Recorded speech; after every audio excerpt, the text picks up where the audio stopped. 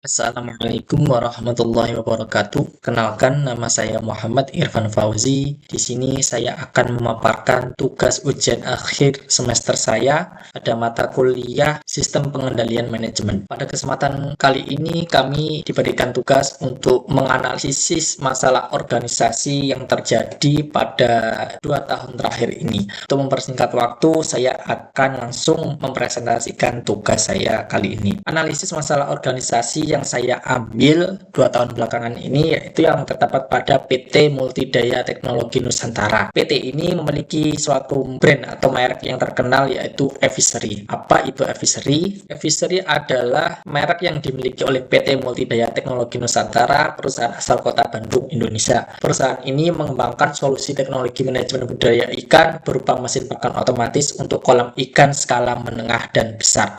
Perusahaan ini didirikan oleh Gibran Huzaifah Amsi El Farizi, Muhammad Ihsan Akhirul Syah, dan Krishna Aditya pada 8 Oktober 2013. Kebermanfaatan Evisery bagi masyarakat. Salah seorang anak muda pembudidaya ikan asal Cirebon berusia 25 tahun bernama Angkio yang menggunakan produk Evisery Feeder yang mampu mengoptimalkan pertumbuhan budidaya ikannya. Cukup menggunakan smartphone, pemberian pakan bisa dikontrol dengan efisien bahkan hingga 24 jam.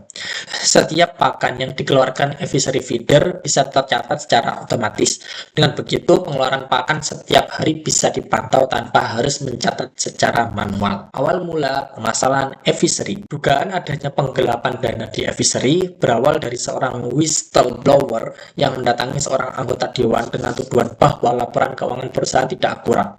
Kemudian, Dewan menugaskan penyelidikan formal pada Desember 2024 dan hasilnya Dewan memecat salah satu pendiri dan CEO Gibran Huzaifah setelah ditemukannya ketidakkonsistenan akuntansi perusahaan. Rincian permasalahan Evisery. Pihak manajemen melaporkan kepada investor bahwa perusahaan mencetak laba besar sebanyak 16 juta US dollar. Kemudian meraup pendapatan 752 juta US dollar selama Januari hingga September 2024. Sementara dalam hasil penyelidikan internal ditemukan Evisery rugi sekitar 35,4 juta dolar di periode tersebut. Melalui penyelidikan bahkan ditemukan pendapatan perusahaan diperkirakan hanya sekitar 157 juta US dollar. Kemudian terdapat temuan jumlah perangkat smart feeder yang tidak sesuai karena sebenarnya jauh lebih sedikit dibanding dengan angka yang dilaporkan. Evisery mengatakan mempunyai lebih dari 400.000 tempat pakan ikan yang beroperasi. Melalui penyelidikan awal memperkirakan hanya ada sekitar 24.000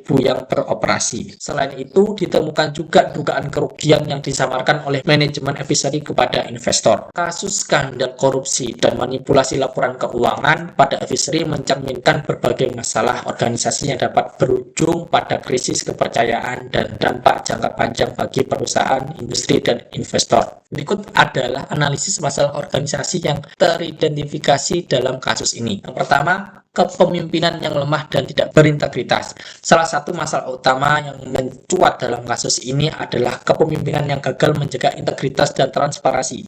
CEO dan beberapa eksekutif tinggi di Evisery terlibat dalam praktik manipulasi keuangan yang merugikan perusahaan. Ketika pimpinan tidak menunjukkan komitmen terhadap etika dan transparansi, maka budaya organisasi yang dibangun pun cenderung merosot. Kedua, kebijakan tata kelola yang tidak efektif. Manipulasi laporan keuangan yang melibatkan angka pendapatan yang dipalsukan serta klaim jumlah tempat pakan ikan yang berlebihan menunjukkan lemahnya kebijakan tata kelola perusahaan.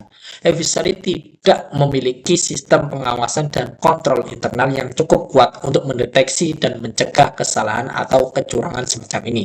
Hal ini menunjukkan pentingnya memiliki audit internal yang independen dan rutin untuk memastikan bahwa setiap informasi keuangan yang disampaikan kepada investor dan publik adalah akurat. Ketiga, pengabaian transparansi dan akuntabilitas. Salah satu faktor penyebab utama kegagalan Evisery dalam menjaga kepercayaan publik dan investor adalah pengabaian terhadap prinsip transparansi dan akuntabilitas. Laporan keuangan yang dimanipulasi menyebabkan ketidakcocokan yang signifikan antara laporan eksternal dan internal.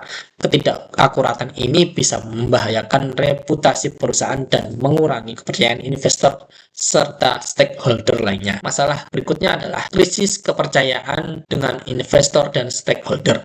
Dampak dari manipulasi ini mencakup hilangnya kepercayaan dari investor yang telah memberikan dana dalam jumlah besar kepada perusahaan.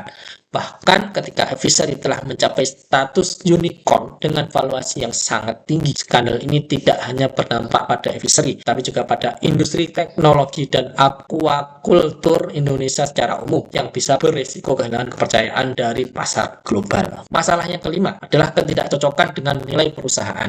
Advisory telah dikenal sebagai perusahaan yang inovatif dan berfokus pada teknologi dalam sektor aquacultural. Namun, dengan kejadiannya manipulasi besar-besaran, perusahaan ini menyimpang jauh dari nilai-nilai tersebut yang seharusnya berfokus pada keberlanjutan, integritas, dan inovasi yang transparan. Masalah keenam adalah budaya perusahaan yang terganggu. Dalam organisasi mempraktikkan manipulasi atau kecurangan, umumnya budaya perusahaan terpengaruh. Anggota tim mungkin merasa bahwa perilaku tidak etis adalah norma yang diterima, yang merusak moral dan motivasi karyawan lainnya. Selain itu, kerja yang jujur dan berdedikasi bisa merasa terisolasi atau tidak dihargai dalam budaya yang mengutamakan pencapaian finansial tanpa memperhatikan etika. 7. Resiko hukum dan regulasi. Kasus ini membuka potensi masalah hukum bagi perusahaan dengan kemungkinan penyelidikan lebih lanjut oleh pihak berwenang, baik di Indonesia maupun di luar negeri. Jika terbukti bahwa ada kesalahan besar dalam laporan keuangan atau bahwa kecurangan ini disengaja, perusahaan bisa menghadapi denda besar, kerugian finansial, dan kerusakan reputasi yang sulit untuk dipulihkan. Rekomendasi untuk memperbaiki masalah organisasi. Menurut kami ada beberapa rekomendasi yang bisa dilakukan oleh suatu organisasi yang mengalami masalah serupa seperti yang dialami oleh PT Multidaya Teknologi Nusantara ini. Di antaranya, peningkatan tata kelola perusahaan. Advisory perlu memastikan adanya kebijakan pengawasan yang lebih ketat dengan audit internal dan eksternal yang lebih teratur dan transparan untuk mencegah kecurangan di masa depan. 2. Pemimpin yang berintegritas. Menunjuk pemimpin yang memiliki komitmen terhadap integritas dan transparansi dalam pengelolaan perusahaan sangat penting agar organisasi dapat pulih dan mengembalikan kepercayaan publik. 3. Perbaiki budaya organisasi. Membangun kembali budaya organisasi yang menekankan etika, transparansi, dan akuntabilitas. Ini bisa dilakukan melalui pelatihan karyawan serta penguatan nilai-nilai yang dipegang perusahaan. 4. Fokus pada akuntabilitas publik. Transparansi dalam laporan keuangan dan interaksi dengan investor harus diperkuat untuk menjaga hubungan yang sehat dan dengan stakeholder. Rekomendasi kami yang kelima yaitu pengawasan dan penerapan sistem kontrol yang lebih baik. Sistem kontrol internal perlu diperbarui dan diperkuat untuk memastikan bahwa laporan keuangan selalu akurat serta untuk melindungi perusahaan dari kemungkinan kecurangan yang serupa di masa depan. Terima kasih, mungkin itu yang bisa kami sampaikan. Semoga pemaparan kami bisa menambah sedikit wawasan dan membuka bagaimana cara kita untuk menghadapi masalah-masalah yang mungkin saja bisa terjadi pada organisasi yang kita jalankan. Sekian, wassalamualaikum warahmatullahi wabarakatuh.